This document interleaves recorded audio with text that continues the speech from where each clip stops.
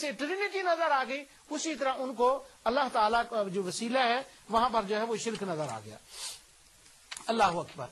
اچھا اب آگے چلیے اس کے بعد کہ ملائکہ جو ہے دوسرا یہ ایک شبہ کیا جاتا ہے. ایک یہاں پر وَنَحْنُ اقرب یہ لفظ آ گیا اور پیچھے بھی وہ گزر چکا ہے لِيُقَرِّبُونَ إِلَى اللَّهِ زُلْفَىٰ. تو ایک دوسری آیت یہ بھی آتی ہے کہ اللہ تعالیٰ فرماتا ہے سورہ احقاف کے اندر لِيُقَرِّبُونَ إِلَى اللَّهِ زُلْفَىٰ اور احقاف والی آیت اور وَنَحْنُ أَقْرَبُ إِلَيْهِ مِنْ حَبْلِ الْوَرِيدِ تینوں کو ملا کر ایک بات کر رہا ہوں اور انشاءاللہ اسے ایک نتیجہ نکالیں گے.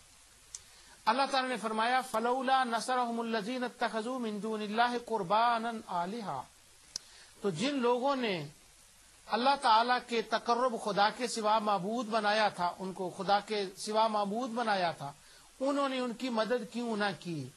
یہ قوم عاد کے بارے میں ہے کہ جب ان پر عذاب آیا تو اللہ تعالیٰ نے فرمایا کہ جن کو انہوں نے خدا کے سوا معبود بنا لیا تھا، جن لوگوں نے تقرب خدا کے سوا معبود بنایا تھا، یعنی اس کے دو معنی ہیں کہ انہوں نے ان کو معبود بنایا تھا کہ یہ ہمیں خدا کے مقرب کر دیں گے، یا ان کے مقرب ہونے کے لیے انہوں نے کچھ قربانیاں دی کہ ہم ان کے قریب ہو جائیں. میں وہی معنی کرتا ہوں جو زیادہ معروف ہے کہ اللہ تعالیٰ ان کا جو ہمارے دوست بھی کرتے ہیں کہ انہوں نے ان کو اپنا معبودوں کا وسیلہ بنایا کہ یہ اللہ تعالیٰ کے ہمیں قریب کر دیں. اور دوسرا لِيُقَرِّبُونَ إِلَى اللَّهِ زُلْفَىٰ اس میں بھی آ گیا کہ وہ ان کے قریب کر دیں.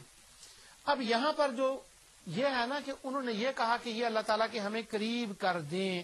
میں نے پچھلے درس میں بھی کہا تھا کہ یہ نہیں ہے کہ یہ ہمیں ان کی وجہ سے ہم قریب ہوں گے، نہیں، یہ ہمیں قریب کر دیں گے. اور یہاں بھی وہ کہ یہ قریب کر دیں گے.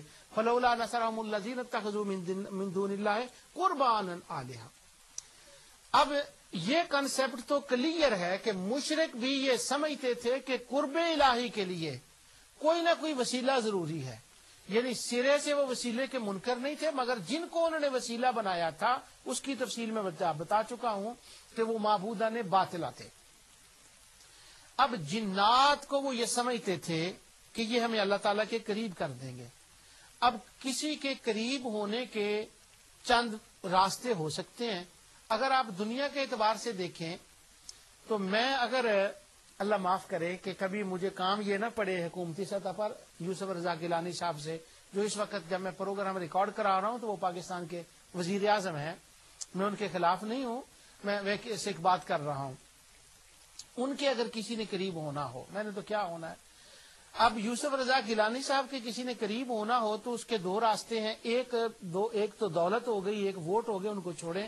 ایک راستہ اور ہے، وہ ہے کہ ان کی اولاد جو یوسف رضا گیلانی صاحب کے رشتہ دار لوگ ہیں، ان کے بھائی ہیں، ان کی بہنیں، ان کے ماں باپ، ان کی اولاد، جو ان کی اولاد ہے نا، وہ بھی یوسف رضا گیلانی صاحب کے کسی کو قریب کرنے کا ذریعہ اور سبب اور واسطہ اور وسیلہ بن سکتی ہے.